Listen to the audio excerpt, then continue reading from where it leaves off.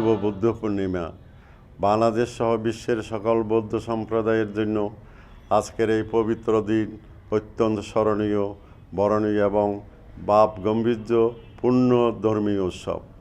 জন্মান্তরে পারামি সম্ভার পরিপূর্ণের মাধ্যমে বোধিসত্ত্ব সিদ্ধার্থ গৌতম বর্তমান নেপালের লুম্বিনী কানন খ্রিস্টপূর্ব 623 অব্দে জন্মলাভ এবং 35 বছর বয়সেই ভারতের বুদ্ধগয়ায় বুদ্ধমূলে বুদ্ধিজ্ঞান ও বুদ্ধত্ব লাভ। অতঃপর 45 বছর সদ্ধম্ম প্রসার ও প্রসারে শেষে মহামতি গৌতম বুদ্ধ 80 বছর বয়সে কুশীনগরে মহাপরিনির্বাণ লাভ। এই ত্রিস্মৃতি বিজড়িত ঘটনা প্রবাহ ভিন্ন ভিন্ন সময়কাল একই বৈশাখী পূর্ণিমা তিথিতেই সিদ্ধার্থ গৌতমের জীবনে সম্পাদিত হয়েছিল বিদায় পবিত্র বুদ্ধ পূর্ণিমা ঐতিহাসিকভাবে এবং জাতিসংঘ কর্তৃক বেসাক ডে হিসাবে আন্তর্জাতিকভাবে বিশ্বের কাছে সুপরিচিত। আজ এই শুভ বুদ্ধ পূর্ণিমা উপলক্ষে বিশ্বের সকল মানুষ ও প্রাণী জগতের প্রতি বাংলাদেশ বৌদ্ধ খ্রিস্ট সংঘের সভাপতি হিসাবে মৈত্রীময় শুভেচ্ছা জানিয়ে সকলের সুখ সমৃদ্ধি সুস্বাস্থ্য কামনা করে পুণ্যরাশি দান করছি। আজ শুভ বুদ্ধ পূর্ণিমা, বিশ্বে বৌদ্ধদের সর্বোচ্চ স্মরণীয় এবং বরণীয় তিথি। বাংলাদেশের বৌদ্ধ সম্প্রদায়ও নানা আয়োজনে পালন করছে এই মহোৎসব। এই তিথিতে মহামানব গৌতম বুদ্ধ রাজপুত্র রূপে ধরাধামে অবতীর্ণ হয়েছিলেন। 35 বছর বয়সে এই পূর্ণিমাতেই লাভ করেছিলেন পরম সম্মতি জ্ঞান বুদ্ধত্ব, আর 80 বছর বয়সে সর্বক্লেশ ক্ষয় করে এই তিথিতেই লাভ করেছিলেন মহাপরিনির্বাণ। জগতে বুদ্ধের আবির্ভাব ঘটেছিল 2500 বছরেরও পূর্বে। তার জীবন দর্শন এখনও জগতের অমূল্য রত্ন। তথাগত বুদ্ধের মহাজীবনের ত্রিস্মৃতিতে সমুজ্জ্বল বৈশাখ মাসের এই পূর্ণিমা তিথি সর্বজন খ্যাত শুভ বুদ্ধ পূর্ণিমা নামে।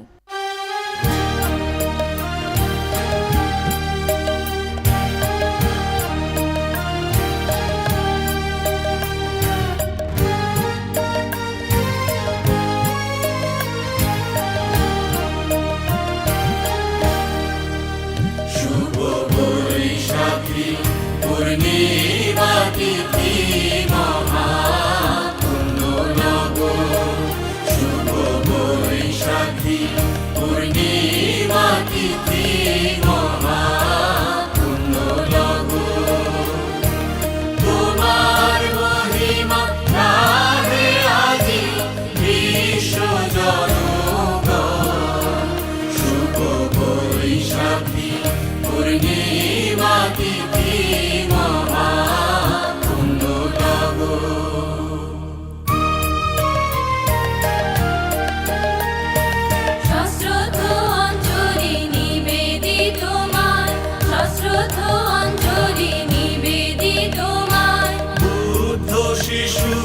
জন্ম দিয়েছো, শাস্ত্রোক্ত অঞ্জলি নিবেদিত তোমার। দুঃখ মুক্তির পথ খুঁজিতে, শাস্ত্রোক্ত অঞ্জলি নিবেদিত তোমার।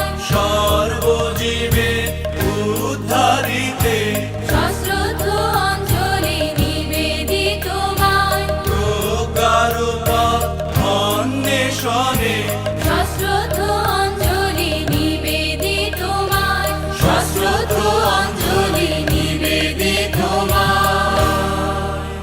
তথাগতের বুদ্ধি লাভে চির সুন্দর এই তিথি, সেই স্মৃতি চারণ গাহি আনন্দ গীতি।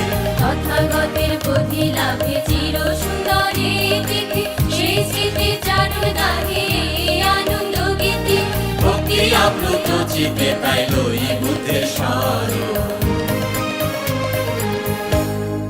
জগৎ জ্যোতি পরিনির্বাণে, জগৎ জ্যোতি পরিনির্বাণে, সুধাময় সুচিতায় মাঝে মনোবীন। জগৎ জ্যোতি পরিনির্বাণে, মহাপুণ্য ত্রিস্মৃতি কারণ। জগৎ জ্যোতি পরিনির্বাণে, জগৎ জ্যোতি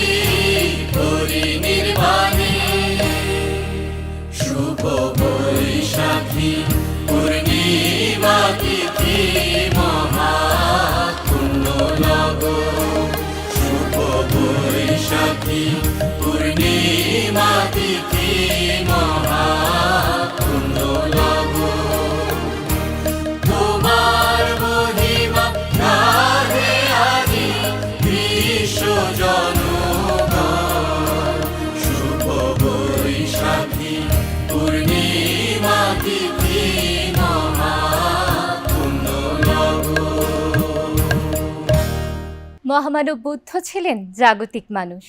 আপন প্রচেষ্টায় তিনি নব আলোর স্ফুরণ ঘটিয়েছিলেন।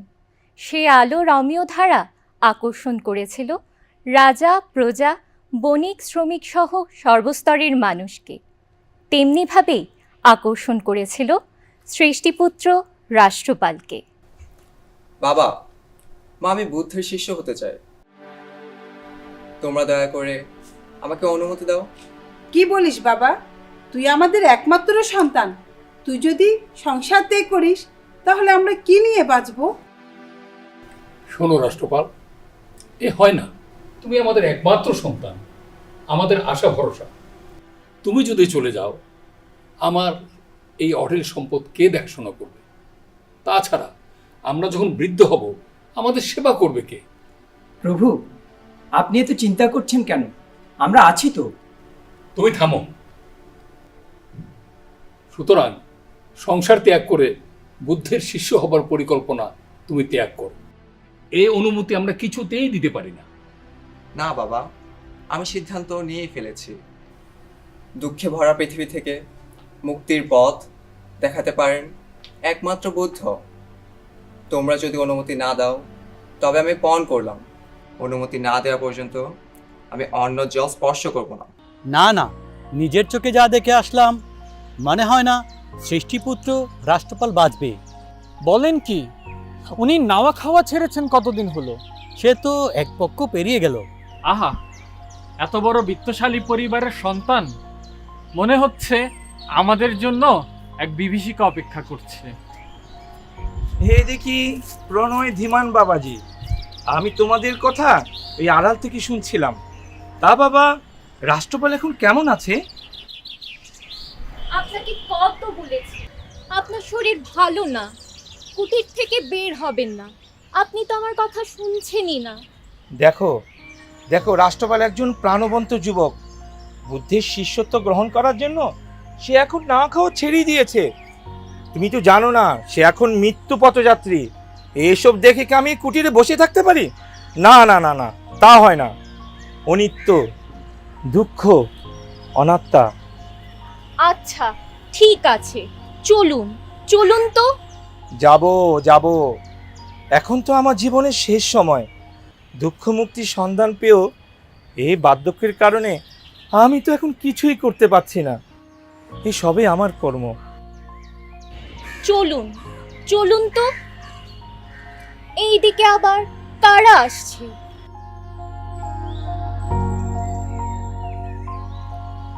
ও, উনি তো বৈদ্যমশায়।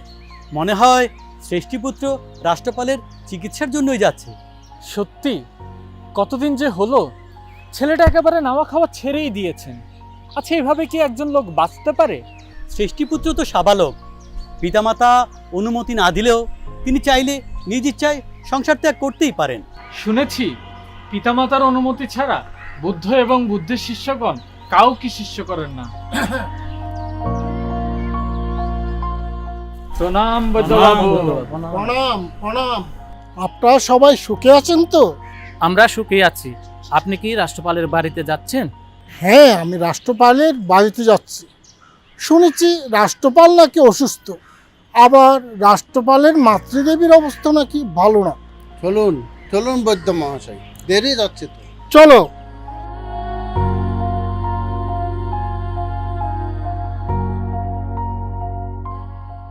জীবনের অনিবার্য দুঃখকে জয় করতেই যেন মানুষের এই অভিযাত্রা।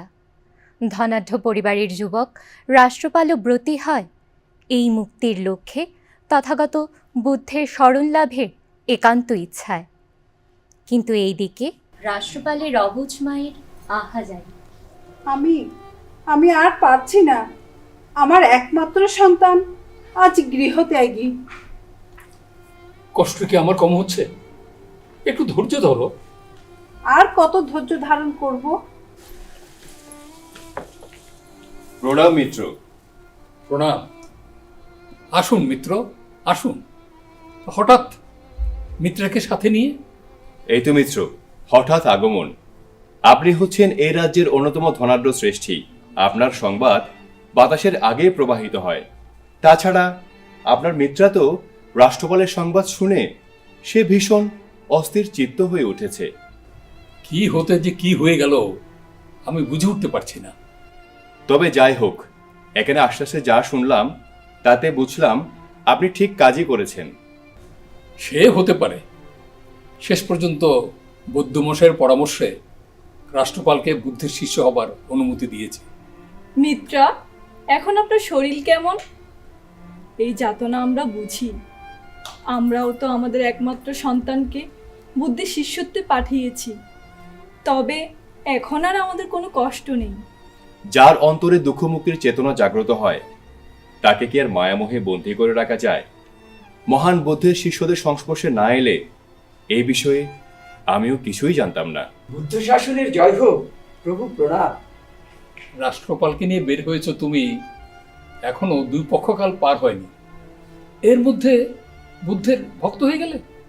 না না প্রভু, আপনি আমাকে ভুল বুঝবেন না। বুদ্ধ সেরকম নয়। বুদ্ধ শব্দের অর্থ জ্ঞান।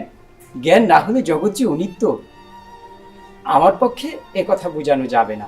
তবে বুঝাতে না পারলেও জীবনের এই জরা দুঃখ, ব্যাধি দুঃখ ইত্যাদি থেকে নাকি মুক্তি হবে না।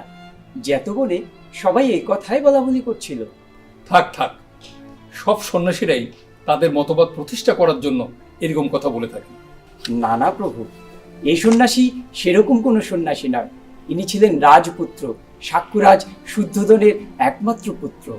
তিনি স্বইচ্ছায় সর্বজীবের দুঃখ দূর করার ব্রতেই সন্ন্যাসী হয়েছেন। কি বলো? হ্যাঁ মিত্র, রাষ্ট্রপালের সারথি ঠিক কথাই বলেছে। মহান বুদ্ধের সংস্পর্শে না এলে এই বিষয়ে আমিও এত কিছু অবগত থাকতাম না। আমাদের সন্তানের জন্য আমরা সেখানে গিয়ে এই কথাই জেনেছি। আমাদের সন্তানের নাম এখন সুমনো থেরো। তাই নাকি? বুদ্ধের গৃহী নাম ছিল সিদ্ধার্থ। সিদ্ধার্থের জন্মের পর তার পিতা রাজা শুদ্ধোধন তার মন্ত্রিসভায় ঋষিবরকে ডেকেছিলেন। আর সে ঋষিবর কি বলেছিলেন জানেন? কি বলেছিলেন? ঋষিবর বলেছিলেন, রাজা শুদ্ধোধনের জয় হোক, মহারানীর জয় হোক। ঋষিবর, আপনার গণনায় কুমারের ভবিষ্যৎ কেমন দেখলেন?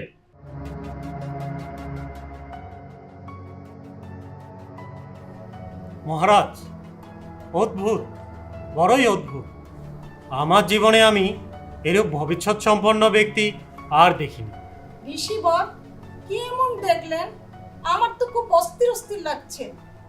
কুমারের ভবিষ্যৎ অসাধারণ এবং অত্যন্ত সুপ্রসন্ন।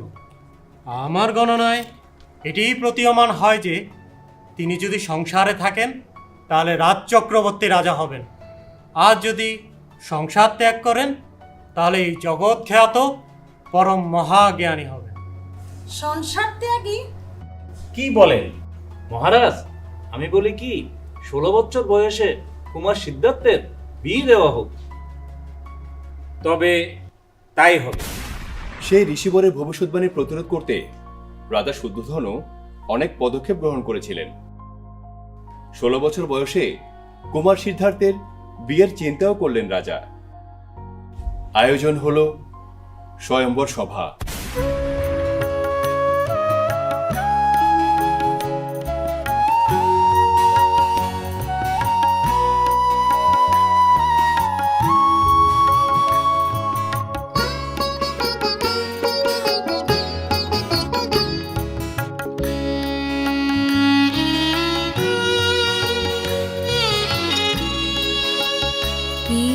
জীব জগতের মুক্তির ব্রতে হবে যার আগমন, কে বাঁধিবে তারে এ ভব সংসারে, কে আছে এমন, কে আছে এমন। এই জীব জগতের মুক্তির ব্রতে হবে যার আগমন, কে বাঁধিবে তারে এ ভব সংসারে, কে আছে এমন, কে আছে এমন।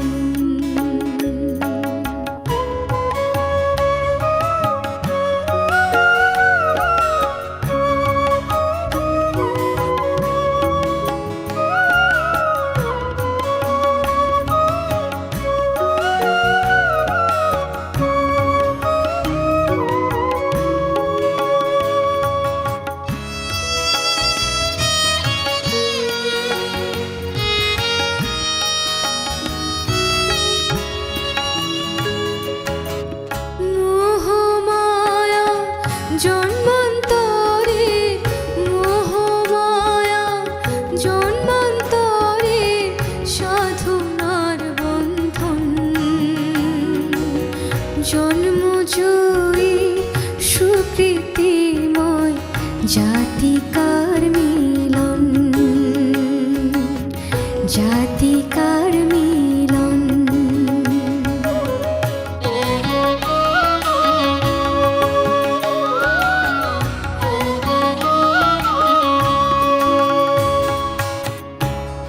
তোরা উলুধ্বনি দে, তোরা হর্ষধ্বনি দে, উলুধ্বনি দে, তোরা হর্ষধ্বনি দে।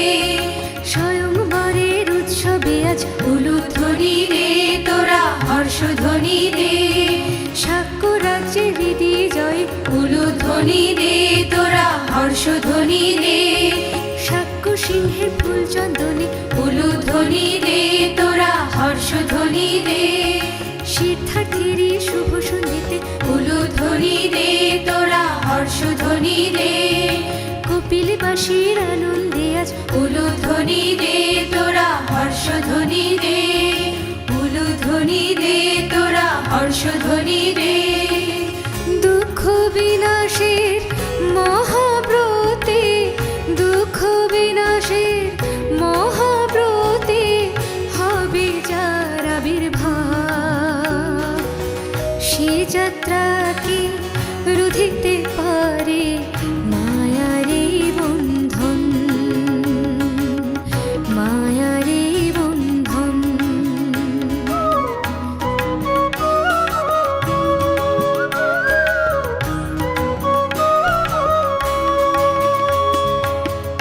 এই জীব জগতের মুক্তির ব্রতে হবে যার আগমন, কে বাঁধিবে তারে এ ভব সংসারে, কে আছে এমন, কে আছে এমন। এই জীব জগতের মুক্তির ব্রতে হবে যার আগমন,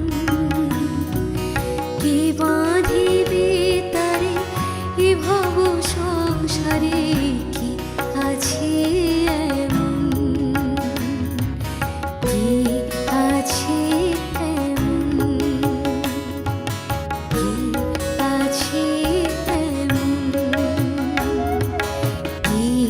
আছে এমন,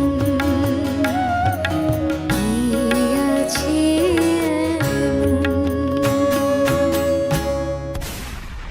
তারপর প্রভু, রাজকুমার সিদ্ধার্থের বিবাহ কি সুসম্পন্ন হয়েছিল? নিশ্চয়ই, শুধু বিবাহ কেন, এক যুগেরও বেশি তিনি সংসার করেছিলেন। তার একটি পুত্র সন্তান আছে, নাম কুমার রাহুল। পরে 29 বছর বয়সে তিনি সংসার ছেড়েছিলেন। গৃহত্যাগ কেন করলেন? কারণ কুমার সিদ্ধার্থ একদিন নগর ভ্রমণে বের হয়েছিলেন। নগর ভ্রমণে গিয়ে তিনি দেখলেন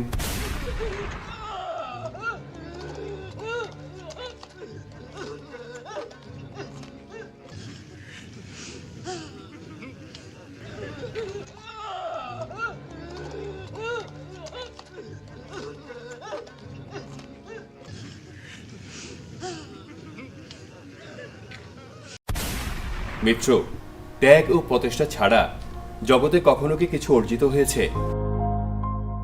জগতের সর্বসত্তার সুখের খোঁজে তিনি হয়তো ত্যাগটা স্বীকার করলেন। আচ্ছা, সংসার ত্যাগ করেই কি তিনি বুদ্ধ হয়ে গেলেন? না না, রাজকুমার সিদ্ধার্থ থেকে জগৎপূজ্য বুদ্ধ, সে পথ ছিল বড় কঠিন এবং দুঃসাধ্য। 6 বছর কঠোর অধ্যাবসায় এবং ধ্যানের পরও অশুভ শক্তি মার তাকে লক্ষ্যভ্রষ্ট করার জন্য নানাভাবে সে কি অপচেষ্টা করেছিলেন।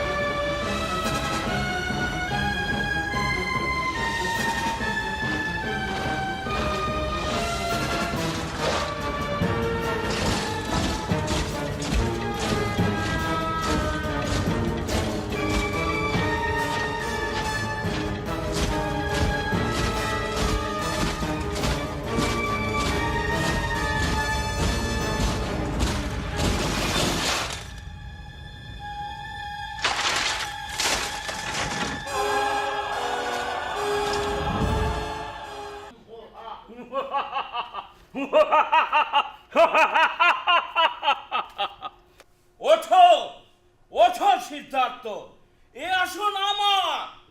তুমি নির্জীব, নির্বল, নির্বাক।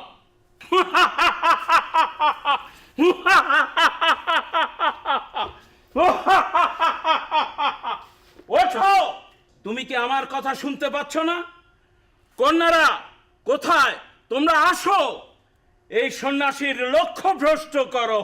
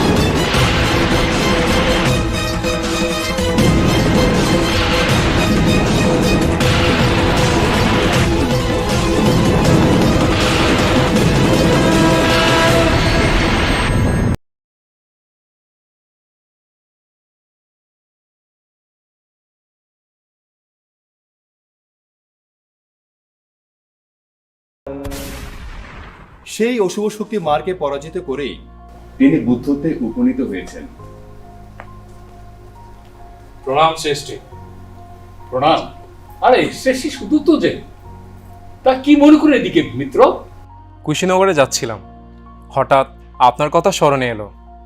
শুনেছি আপনার পুত্র রাষ্ট্রপাল নাকি বুদ্ধ শাসনে দীক্ষিত হয়েছেন। আপনি সঠিক শুনেছেন, তবে এখনো আমার সহধর্মিণী পুত্র শোক কাটিয়ে উঠতে পারেনি। প্রণাম শ্রেষ্ঠী। সেই জন্যই তো আমার নাওয়া খাওয়া প্রায় বন্ধ হয়ে গেছে। কি বলেন? এতে নাওয়া খাওয়া বন্ধ আর কি আছে? এ তো পরম কল্যাণময় কর্ম। তথাগত বুদ্ধ বলেছেন, পিয়তে জায়তে শোক, অর্থাৎ প্রিয় আসক্তি থেকে শোকের উৎস।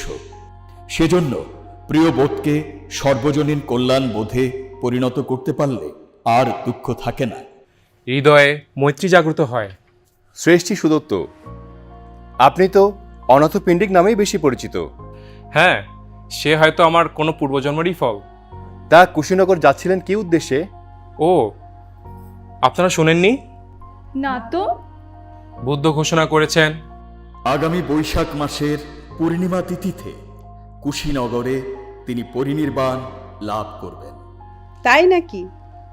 কি বলেন? এ কি করে সম্ভব? নিজের মৃত্যুর দিন নিজে নির্ধারণ করা? শুধু তাই নয়, বুদ্ধের জন্ম ও বুদ্ধত্ব লাভও হয়েছিল এই বৈশাখ মাসের পূর্ণিমা তিথিতে। তাহলে তো বৈশাখী পূর্ণিমা বুদ্ধের জীবনের এক অবিচ্ছেদ্য অধ্যায়।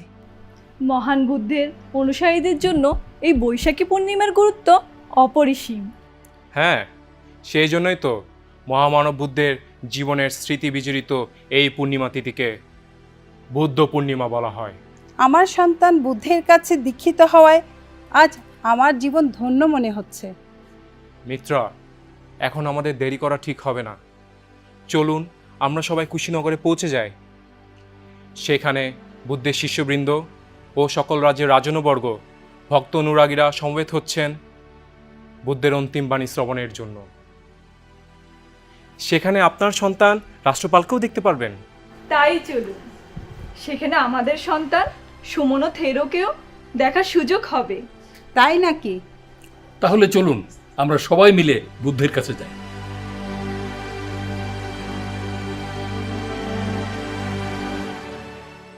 তথাগত বুদ্ধ জগতের আলো হিসেবে খ্যাত। ব্যক্তি স্বাধীনতা ও আত্মপর সর্বসত্তার সামষ্টিক কল্যাণময় চৈতন্যের তিনি অগ্রদূত। জাতি নয়, সম্প্রদায় নয়, সর্বপ্রাণী সর্বাত্মক মঙ্গলই ছিল তার সাধনা। তিনি জগৎবাসীকে উদ্বুদ্ধ করেছিলেন জ্ঞানালোকে, জীবনের অপরিহার্য সত্যলোকের ধারায় আলোকিত হতে, মুক্তিমার্গের অভিযাত্রী হতে।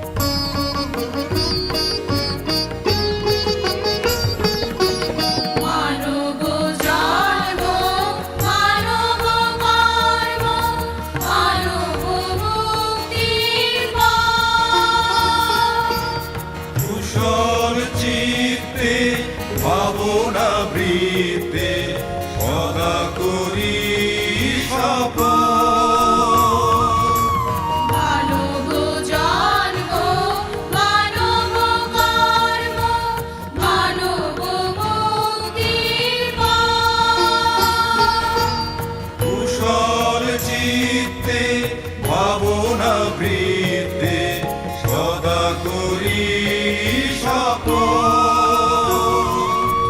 দুর্লভ এই মানব জীবন, দুর্লভ এই মানব জীবন, এ কথার অবিতথ ডাকিছে ওই